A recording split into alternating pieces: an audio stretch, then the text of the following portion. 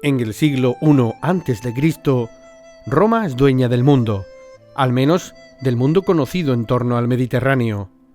Gracias a sus legiones, los dominios de la República Romana se extienden más allá de las Galias, las dos Hispanias, el norte de África, Iliria, Macedonia, Grecia, Asia Menor, Siria y otros territorios limítrofes. Un inmenso espacio en el que conviven una gran diversidad de pueblos con culturas muy diferentes, unidos bajo la égida de la que sin lugar a duda estaría llamada a ser una de las civilizaciones más influyentes de la historia de la humanidad.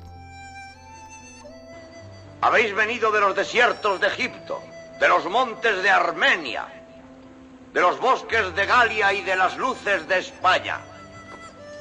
No os parecéis en nada, ni lleváis las mismas ropas, ni cantáis los mismos himnos, ni adoráis a los mismos dioses.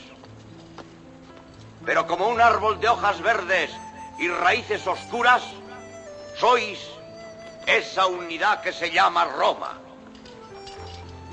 Mirad alrededor, miraos vosotros mismos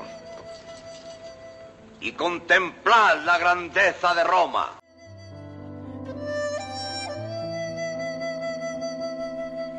Sin embargo, en el siglo I a.C., Roma vive también uno de los periodos más convulsos de su ya larga existencia. Las tensiones políticas y sociales del siglo precedentes entre patricios y plebeyos no se han resuelto, persisten, y la república que atraviesa una de sus peores crisis ya no se muestra como la forma de gobierno más útil para controlar, mantener y sobre todo administrar a un gran imperio. He tomado mi decisión.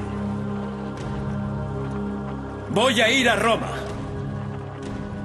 Voy a cruzar el Rubicón. ¿Alguien quiere venir conmigo?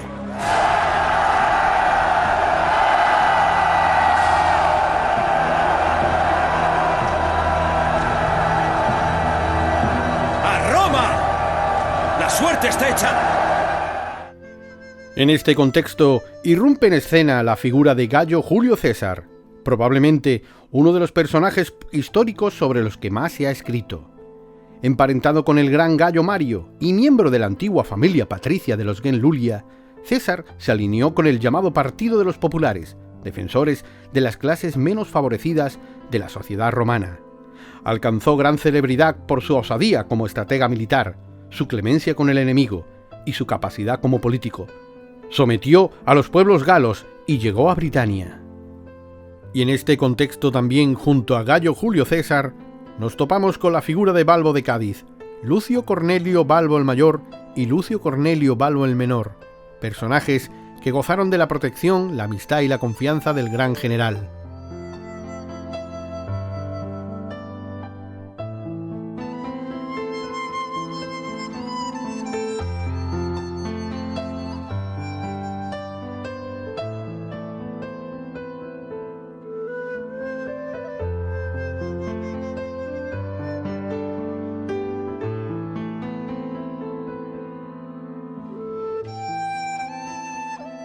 Era mi intención acabar mis días en la tierra en la que nací, pero creo que no me va a ser posible. Añoro mi patria chica, Gades, no la augusta Urs que yo he contribuido a construir para gloria del imperio y su príncipes, sino aquella vieja Gades en la que fui dado a luz 1 o 2 años antes de que a nosotros, los Balbo, nos fuese concedida la ciudadanía. Añoro las islas, los atardeceres, el olor a salitre, el canto de las olas y sobre todo ese inmenso mar occidental al otro lado del cual Platón situó la desaparecida civilización de los atlantes y cuya contemplación habría de inspirar muchos de mis sueños infantiles y mi afán por la aventura ya antes de vestir la toga viril.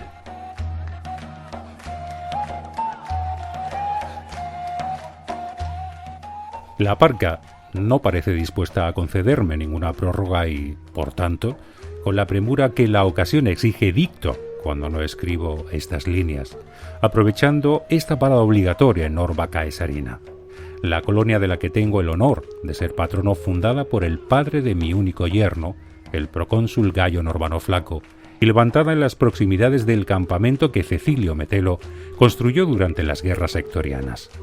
No hice caso a la recomendación de Filotas para que no iniciara ese largo viaje, quizá ahora estoy pagando la consecuencia. Mi médico personal no quería que emprendiera el camino hasta la llegada de la primavera y una vez repuesto de mi débil estado de salud. Sin embargo, yo presté oídos sordos a sus consejos y no demoré más la partida, consciente de que si el tiempo siempre juega en contra de uno, tenga la edad que tenga, tanto más es así si se pasa ya de los 80, como es mi caso.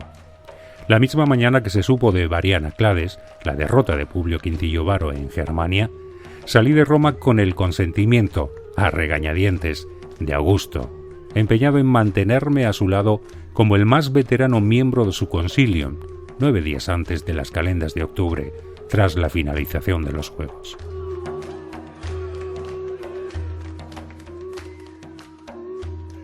Deseaba volver a mis orígenes, después de una vida plena que presiento se acerca a su fin y cuya longevidad agradezco. No sabría decir si a Baal, quizá a Astarte, dioses de mis ancestros a los que yo nunca adoré, o a las divinidades del panteón romano, a las que sí adoré y en las que, sin embargo, jamás creí.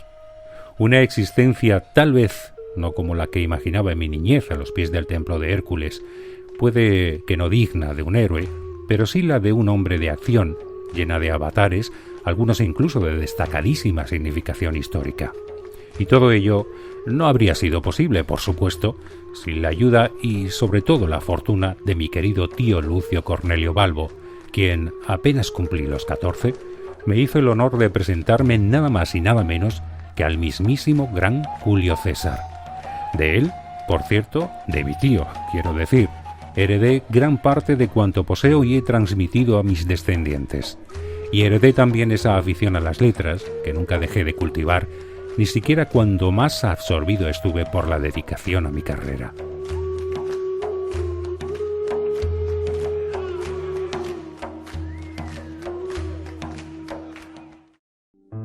Lucio Cornelio Balbo el Mayor vivió entre los años 95 a.C.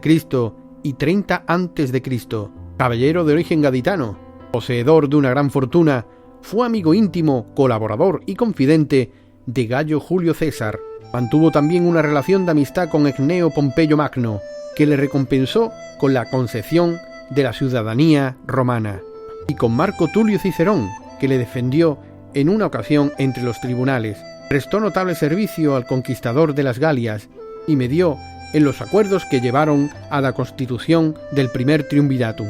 También prestó gran ayuda al joven Octavio, cuando éste aceptó la herencia de su tío abuelo el año 44 a.C., tuvo el honor de ser el primer ciudadano no nacido en Italia en ocupar el consulado el año 40 a.C.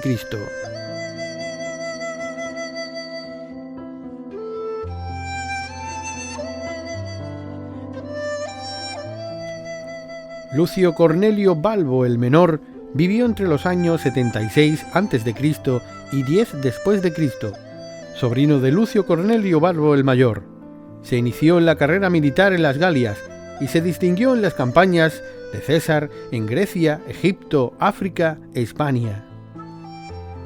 Se convirtió en el primer ciudadano no nacido en Italia que celebró un triunfo en Roma en el año 19 a.C. Financió la construcción de algunos edificios públicos en la capital del imperio, entre ellos un teatro y numerosas obras en Gades, su ciudad natal. Dejó escritos varios textos, entre ellos un tratado sobre cuestiones religiosas y una tragedia. Fue patrono de la colonia de Norba Caesaria, actual Cáceres.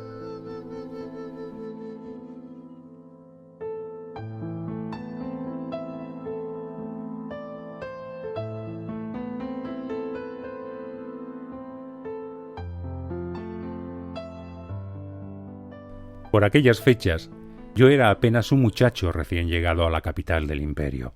Y esta, por cierto, no tenía la grandeza y la magnificencia que le han dado las obras, patrocinadas por Augusto y, sobre todo, por Agripa durante el periodo que éste se ocupó de la edilidad. Cuando, a la muerte de mi padre y de mi madre, mi tío Balbo me hizo llamar a su lado, Roma era una ciudad fea, vieja, superpoblada e insegura. Una ciudad desordenada, descuidada, caótica, llena de malos olores, de calles estrechas y tortuosas sin pavimentar, carente de infraestructuras y servicios públicos básicos, por las que pululaba una multitud de individuos pobres y sin trabajo, mendigos, maleantes, vagabundos, buscavidas y aventureros, llegados de todos los confines del mundo. Una ciudad con barrios de edificios enormes, apretujados y destartalados de varios pisos, que sufrían derrumbes y frecuentes incendios en los que se hacinaba la plebe.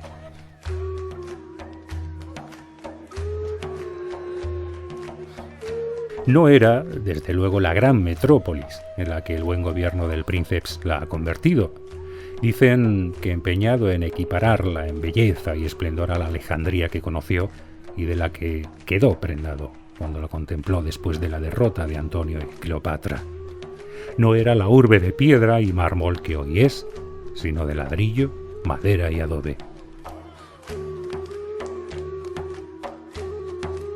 Aunque eso cambió cuando se empezaron a tomar medidas, entre ellas la creación de un cuerpo de bomberos constituido por libertos, imitando la iniciativa que como edil tuviera el malogrado Ignacio Rufo, con funciones también de vigilancia y mantenimiento del orden, la limitación de la altura para los inmuebles, la institución de nuevas curatelas para abastecimientos y la supervisión de infraestructuras y edificios. Así, se abrieron avenidas, se adecentaron calzadas, se arreglaron cloacas y sistemas de saneamiento, se construyó un nuevo foro junto al de César con flamantes pórticos, se hicieron numerosas fuentes, se restauraron los antiguos templos y se levantaron otros muchos nuevos, como el dedicado a Marte, el Vengador, el Panteón, el que Marcio Filipo elevó en honor de Hércules y las musas, el de Diana, financiado por Cornificio, o el dedicado a Saturno, que costeó Planco. Se habilitaron espléndidos baños públicos, se ampliaron las instalaciones del Circo Máximo, se inauguró un nuevo y magnífico anfiteatro gracias a la generosidad de Estatilio Tauro.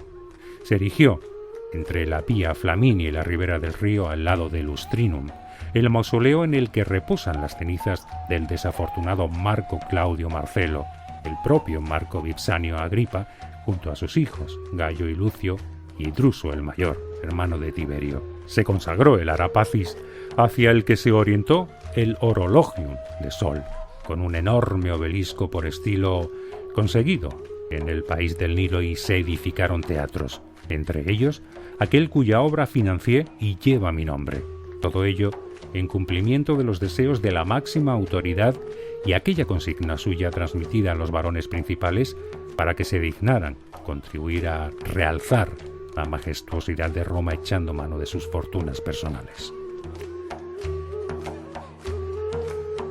El teatro, cuya construcción sufragué, fue inaugurado el mismo día que se inauguró también el de Marcelo, junto al Capitolio patrocinado por el propio Princeps.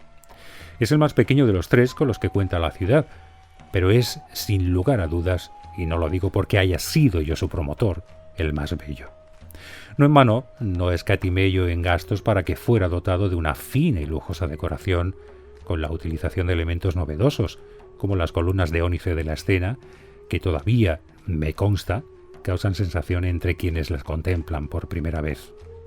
Como lo causa igualmente el fresco con una luminosa y colorida representación de Gades que hice pintar en uno de los muros de la Exedra, a modo de homenaje a esa isla del sur de la Hispania de la que procedo y a la que ahora regreso.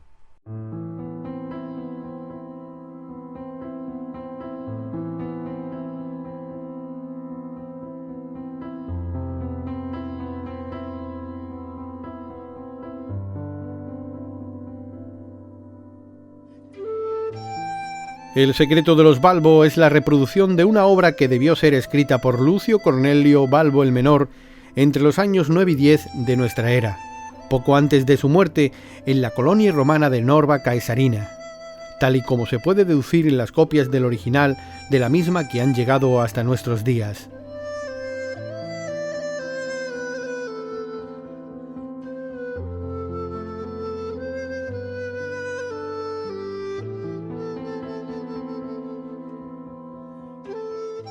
El libro de Ortega es la adaptación de un texto latino publicado bajo el título De Secreto Balborum e incluido en una edición de 1826, impresa en Berna, de la que se conservan un ejemplar en la Biblioteca Apostólica Vaticana y otro en la Biblioteca de la Abadía de St. Gall. En definitiva, una versión libre en la que se respeta, en esencia contenido, forma y estilo del testimonio que este ilustre gaditano, considerado prócer de Roma, quiso legarnos sobre determinados hechos de relevancia de su tiempo, contados, se supone, tal y como en realidad sucedieron.